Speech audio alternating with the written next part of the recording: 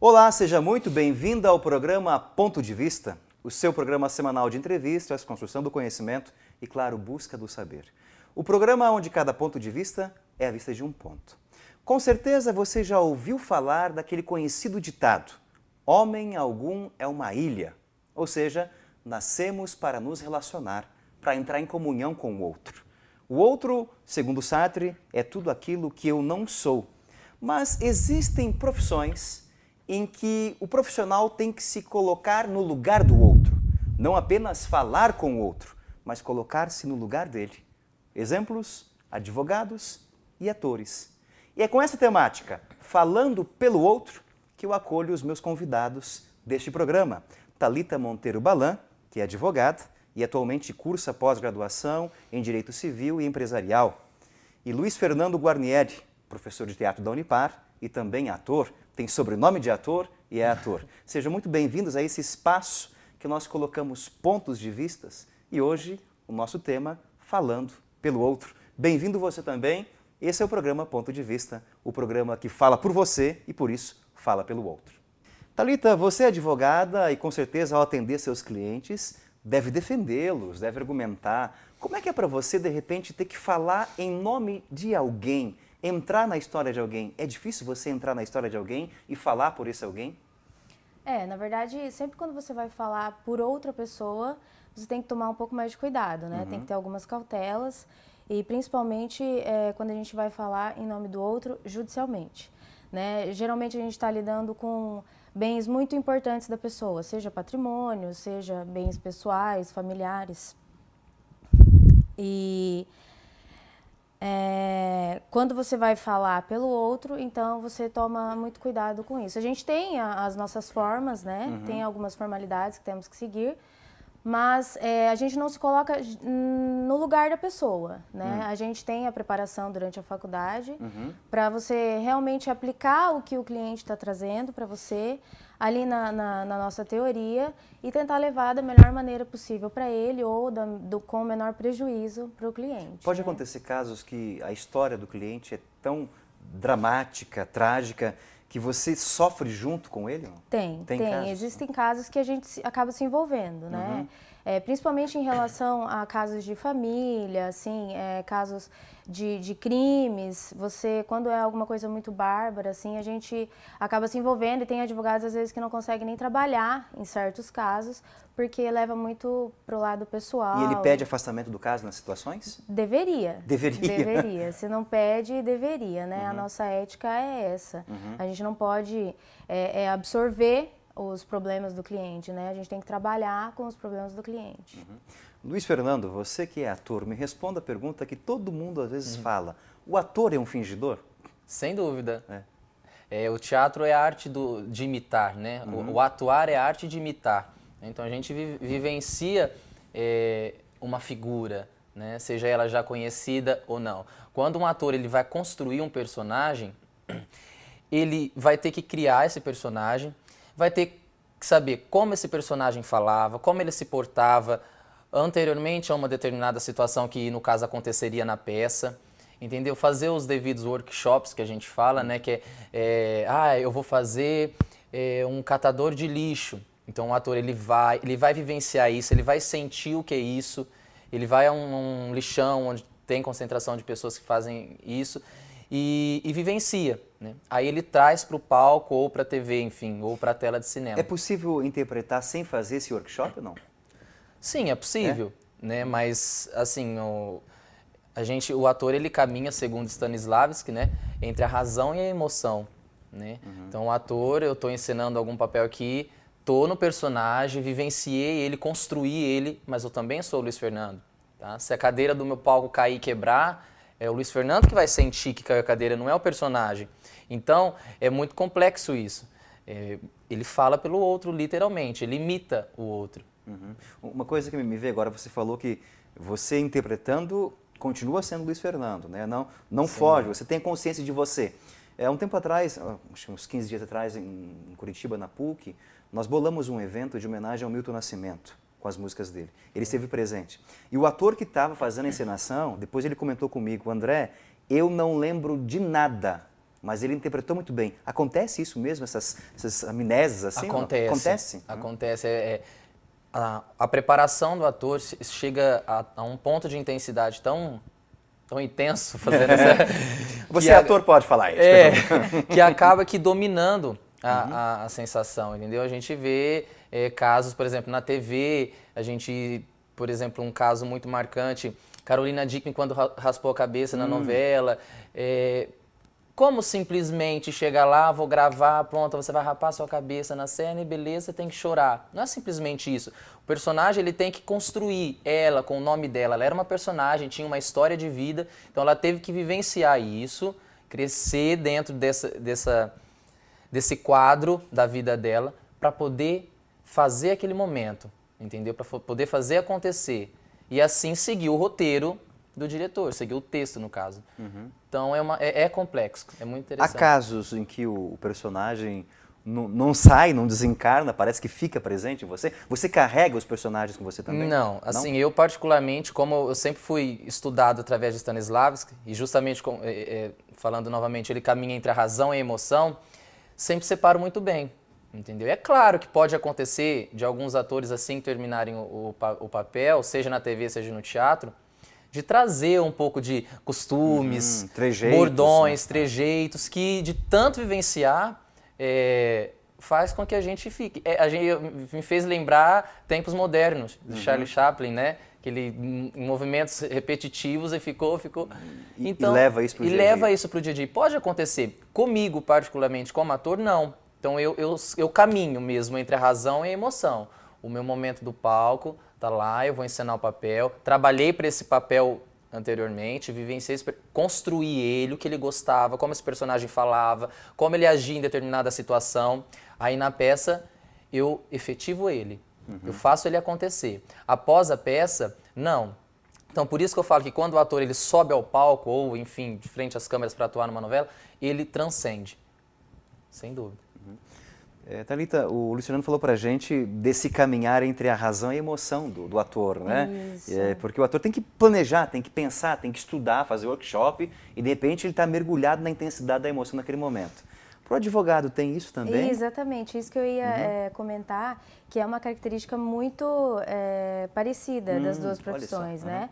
O advogado também, ele tem que pegar, ele tem que estudar o caso e ele tem que, da melhor maneira possível, separar a razão e a emoção, né? Porque nem sempre o que a gente tem como preceitos morais seria o aplicável ali para o cliente. Mas, como a gente está falando pelo outro, né, a gente tem que fazer essa diferenciação e programar muito bem como é que vai ser dali para frente. Você tocou numa questão bem interessante. Você diz, como advogado, você tem alguns princípios morais que talvez o teu cliente não tenha e você tem que defendê-lo. Exato. Como é que você, como humano, ao falar pelo outro, se sente tendo que defender um ponto de vista que não é teu e que às vezes você não pode concordar? É assim, geralmente esses casos vai para os casos mais familiares ou criminais, né? Que a gente tem algumas reservas. Mas assim, a gente tem a consciência de que aquela pessoa, ela tem direito, não só direito moral, ela tem direito, a lei garante que ele tenha uma defesa. Então, assim, partindo desse raciocínio, você pensa, por que não fazer a defesa de uma pessoa que tem esse direito, se eu tenho a capacitação profissional para isso, né? E aí a gente tenta trabalhar essa razão, no caso, e fazer o que é melhor para o cliente. Porque aí eu vejo que está a grande dificuldade de falar pelo outro. Porque quando a gente comunga com o outro, é fácil falar pelo outro. Mas imagine você defender uma situação que você não é teu ponto de vista, você interpretar o teu personagem, que você não concorda com a postura dele, mas ter que ceder diante do outro deve ser um exercício extremo de razão e emoção misturadas. Exatamente. É um ator que tem que fazer um grande vilão, né? Sim, eu penso que sem seja dúvida. o caso. E caminha parecidamente com o direito. Ela falou que tem que caminhar entre a razão e a emoção por você ser a advogada e você ter o seu cliente. Aí podem pensar assim, mas no teatro não, você vai fazer Shakespeare. Shakespeare morreu, ele não está mais ali. Mas e você? Você tem que seguir um texto onde o personagem tem que ser construído, então já vai existir uma personalidade ali. E junta com a sua. Como você disse, você pode concordar ou não com o seu personagem, entendeu? Então, é a mesma coisa do direito, você está em dois ali, advogado e cliente, ator e personagem. Então é bem similares. Exatamente. No caso do direito, quando você tem que defender uma situação, um caso, você, claro, vai se apoiar no direito, nos teóricos, para poder justificar a situação. No caso do teatro, da arte, da interpretação, você com certeza vai buscar alguns atores que já interpretaram, mas você não corre o risco, talvez, de copiar ipsiliter aquele ator ou não? Não. Não? O ator, assim, ele tem que botar uma colherzinha de chá da personalidade dele. Por exemplo, já fazendo um merchan, assim, da nossa peça do grupo de teatro da Unipar. Nós faremos... Aqui pode. Aqui pode. Pode. Nós faremos uma peça chamada Era Uma Vez em Busca da Felicidade, onde uma personagem ela encontra pelo caminho do Era Uma Vez, ela sai do mundo da realidade e encontra os mais diversos personagens de histórias infantis, desde o Chapeuzinho, da Bela Adormecida, da Bela e a Fera, o Homem de Lata. Cada um desses personagens já existe, a gente já conhece. Mas cada ator, em consenso, nós resolvemos, vamos dar uma pitada de contemporaneidade? Então a gente pegou e tipo, a Chapeuzinho, no caso que a gente conhece que é toda delicada, na história tradicional, ela já ganhou uma característica, ela é encalhada e xereta. Você entendeu? Sacanearam com a Chapeuzinho. Sacanearam com a Chapeuzinho. Então assim, o copiar, muitas vezes, ele acontece. Tipo, você vai encenar... Galileu Galilei. Então você vai estudar como era a postura dele e dependendo da direção da sua peça ou TV, você tem que realmente seguir, ter os trejeitos dele, do personagem, a maneira de projetar e de falar em determinadas situações. Então, às vezes, é uma cópia. Daí da definição de teatro como uma arte de imitar. Então, é necessário, mas sempre uma pitada da personalidade, uma pitada do estudo, de mudança, para que fique fascinante, né? Essa é a intenção do teatro. No teatro, Thalita, me parece que tem algumas técnicas de interpretação, etc. Na defesa de casos, no mundo jurídico, tem também técnicas de defesa? Tem as técnicas de defesa já determinadas, já exploradas, já usadas, utilizadas, né? Mas você pode desenvolver uma nova técnica, mas a gente é muito limitado, né? A gente tem a limitação da legalidade. Se você sair dali do texto, da lei, você já acaba perdendo toda a sua técnica, acabou. Sim. Você perdeu a técnica. Se você não utiliza a lei como um parâmetro, você perdeu a técnica e a gente não pode. Há essa limitação na arte também? Creio que sim, creio que sim. Sim, nas peças que eu fiz já e também passando para os alunos, há uma limitação também nas técnicas, sem dúvida. É interessante porque a gente pensa o mundo artístico que é entre a razão e a emoção com uma liberdade plena, né? Não, eu posso ser o que eu quiser no palco, mas não é bem assim também. Não é bem assim, nós temos técnicas. O ator, ele tem que subir ao palco e não é assim, subiu e se realiza. Ele sobe, ele tem que... ele tem tanto que ser ele, o ator, que ele tem que prestar atenção na marcação, onde que eu vou para que a luz me pegue, me foque em mim, para que eu não saia da marcação, ou que lugar que eu vou sair para não dar erro no texto. Então ele tem e quem vai pensar tudo isso não é o personagem do texto, não, é o ator. Então existem técnicas sim que faz com que facilite para o ator fazer essa arte. Que coisa bonita a profissão de vocês, viu? Belíssima. Thalita, no bloco anterior eu havia perguntado para o Luiz Fernando se todo ator é um fingidor. E agora eu vou mudar um pouquinho a pergunta para você. Todo advogado é um pouco ator? Eu já esperava essa pergunta. Já esperava, né? E eu acho assim, a gente precisa, né? A gente precisa ter um pouco de atuar, principalmente nas defesas orais, né? Quando a gente fala pelo outro, como advogado, a gente fala muito por escrito. Né? Por escrito. Isso, né? Nós temos uma formalidade muito grande, uma linguagem... Termos técnicos, isso, né? né? O famoso juridiquês, né? Exatamente, é o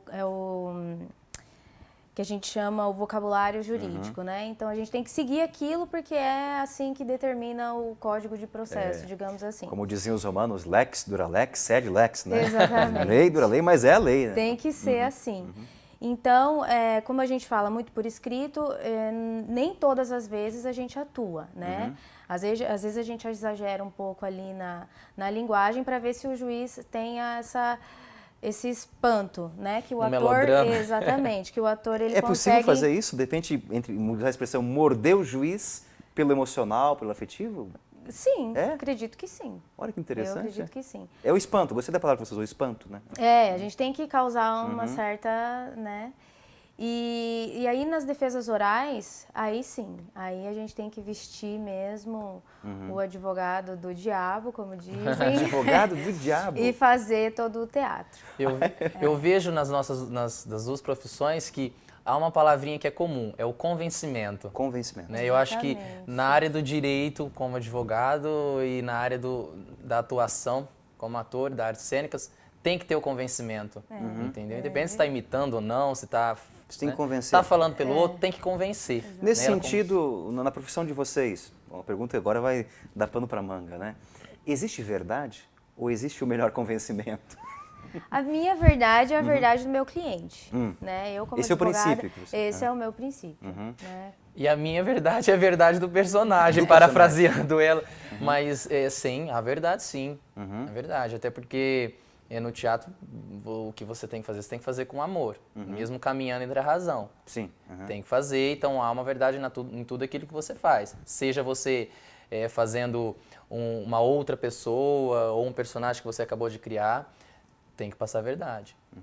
E existe, vamos dizer assim, uma técnica, um truque, uma dica de vocês. Quando você, por exemplo, pega um processo em mãos, vai estudar, conversa com o teu cliente, você pega um personagem, vai ter que interpretar. Existe uma postura de você falar assim, ó, a partir daqui eu farei assim, etc. Tem um caminho das pedras por aí ou não? Que vocês descobriram por vocês mesmos? Ou que existe? Ah, sim, a gente tenta, no meu caso, eu tento sempre achar uma brecha, se é o meu cliente ser o culpado, digamos assim, a gente sempre tenta fazer aquele caminho e programa até o final ali essa linha de raciocínio. Se alguma coisa acontece no meio do caminho, aí a gente tem que voltar a estudar. Reverter o processo, a exatamente, situação.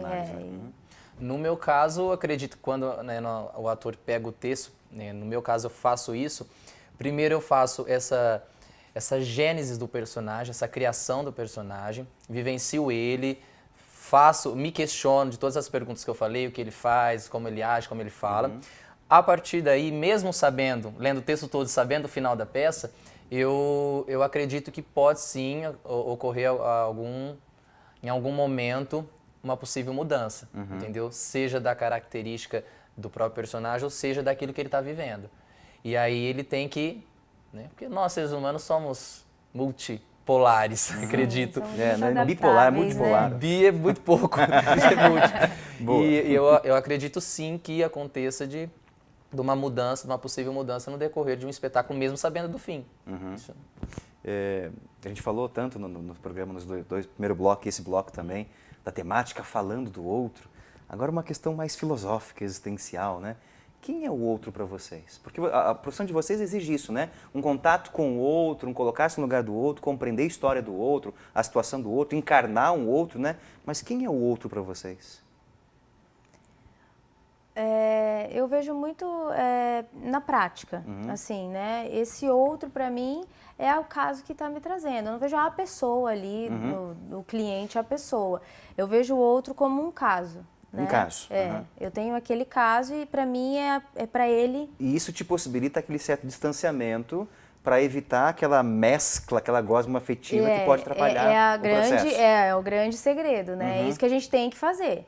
É para isso que a gente tem que estar preparado mesmo, para não se envolver e não levar nada para o lado pessoal e tratar muito friamente, digamos assim. Tá. Para mim, o outro caracterizaria o desafio, né? O desafio. Porque você fazer uma outra pessoa, entendeu? Praticamente imitar tudo que ela fazia é um desafio, né? Nós, na nossa convivência, na sociedade, é difícil conviver um com o outro, a divergência de opiniões, e aí você pega e vivencia o outro, é um desafio, entendeu? Porque você não vai vivenciar simplesmente naquele momento. Como eu repito mais uma vez, você vai vivenciar tudo aquilo que aquele personagem já pôde ter passado, entendeu? Você que vai criar aquilo. Então é um desafio você entrar na dificuldade do outro, ser alegre numa situação em que você não seria, o personagem foi. Então, para mim, é um desafio. O outro, para mim, é sempre um desafio. Interessante, posição de vista. E o que levou vocês a buscarem essa profissão que tem que defender o outro e tem que imitar o outro? Eu, assim, particularmente, eu acredito que eu não poderia ter feito outra coisa da minha vida, né? Eu gosto muito da minha profissão e sou formada desde 2006, então eu tenho aí alguns anos que eu tive para pensar em possível carreira de concurso público, né? E nunca. Eu acho a advocacia muito emocionante. Emocionante. Eu sou ligada, né, nas emoções, assim, numa coisa diferente todos os dias. Você falar pelo outro, você pegar um negócio e querer resolver, entende? Então, assim, eu acho que isso me fascina. Eu acho bacana você falar, Thalita, que é emocionante numa profissão que aparentemente, a grosso modo, é racional, né? Porque então, são duas coisas assim distintas, mas que se aproximam muito ali na advocacia. É porque, na realidade, a gente trabalha a razão e a emoção como coisas bipolares, né? Polarizadas, mas elas estão caminhando juntas. Elas estão. Igual eu te falei, eu preciso tratar o caso friamente, mas ao mesmo tempo aquilo me dá uma satisfação tão grande no final ter conseguido o que eu queria, que você confunde, né, a emoção com a frieza do caso concreto. Interessante. Para mim, o que me motivou foi justamente, sim, eu tive o primeiro contato com a arte de atuar e eu não saberia te explicar o que me motivou, eu simplesmente gostei muito. E a partir daí, saindo do mérito do dom, independente se eu tenho ou não, mas o que me motivou foi, eu bati de frente com a arte de atuar, gostei muito, e comecei a fazer o teatro desde os 8 anos. Desde os 8 anos. Desde os 8 anos eu fazia, como todo ator começa nos teatros de escola, e a partir daí fui me... E que relação você tem com o seu sobrenome de ator, Guarnieri? Tem algum parentesco com Guarnieri ou não? Olha, dizem as boas línguas que sim. Eu espero que sim. Espero que sim. Ele é um bom ator. Espero que sim. Mas Gianfrancesco, sem dúvida, independente do mesmo sobrenome ou não, foi uma inspiração para mim, até porque na minha formação de ator, nós estudamos grandes figuras do teatro e da arte de atuar. E, coincidentemente, caiu para mim para eu fazer um seminário sobre Gianfrancesco. Então, eu pude, sabe, mergulhar na vida dele, no talento dele, nas obras dele e vivenciar isso e ter o orgulho de ter o sobrenome também. E, às vezes a gente passa o sobrenome para alguém e as pessoas, já assimila, né? Então, é bem interessante, legal. O teu sobrenome eu não vou perguntar, porque senão o Thiago Balan, que trabalha na edição e produção, mas você é prima dele, né? Isso. A gente tem também na família, eu tenho, né? Eu acredito que em pouquíssimas famílias não tenha um caso de advogado ou alguém ligado a alguma carreira jurídica. Mas, assim, eu não sei, como ele falou, eu não sei te dizer o que me levou a isso, né? Mas a partir do momento que eu tive o primeiro contato também, eu já tive a certeza de que era essa carreira que eu deveria seguir. Eu de vez em quando solto essa pergunta para quem vem aqui, o que te levou a buscar isso, etc. E geralmente a resposta é idêntica de você, a gente não sabe. Alguma coisa aconteceu, né? É uma coisa meio misteriosa. Que é um mesmo que a pessoa tem, mistério. Né? É como paixão, né? Não tem razoabilidade para explicar, mas ela acontece. Nos instiga, nos inquieta. Acho que esse processo é bacana. Eu acho que, assim, no caso dela, ela vivencia, se depara todos os dias com sentenças, com audiências, e eu, ao mesmo tempo, com peças. Você vai entrar numa peça em cartaz, você fica tempos com ela em cartaz. As pessoas perguntam, você não enjoa, não entra no automático? Não, acho que cada lida na sua peça é diferente, cada vivência na minha peça é outra, entendeu? Todo dia é diferente, toda apresentação é diferente. Exatamente. Então isso que é fascinante, pelo menos na parte de atuar, eu acredito também na área de direito. Sim. Quais seriam os limites das profissões de vocês? O que você vê que você tem toda uma capacidade de falar pelo outro, de ajudar o outro, mas de repente você, puxa, isso eu não posso ou não consigo? Você se esbarra com os limites constantemente? Eu tenho as minhas reservas, né? E tem casos assim que eu não trabalharia de maneira alguma. Principalmente em casos de crimes sexuais, por exemplo. É um caso que eu não pegaria para defender, porque o meu íntimo não me permite defender da maneira que eu acho que ele teria direito, né? Tecnicamente falando. Então, o meu limite seria esse, assim. Olha, acredito eu tenho 22 anos, eu ainda tenho muito que vivenciar no teatro, mas até agora ainda eu não vi um limite para mim. Né? Eu preciso vivenciar muitos e muitos personagens ainda para me deparar com algum limite. Mas sei que tem atores que sim, tem limites, tem obstáculos que eles preferem seguir como religião, entendeu? Tipo, encontrei uma amiga minha, ela falou, você toparia fazer uma prostituta de cabaré numa peça? Não, isso eu jamais faria. Então, é um limite que o ator ele impõe para ele mesmo. E que... Mas o ator se impõe, não é que exista. Não, ele se impõe. Ele é uma opção. Ele opta por não fazer determinada situação. A partir de alguns princípios. É pessoal, eu acho que o limite é pessoal mesmo. Bacana, gente.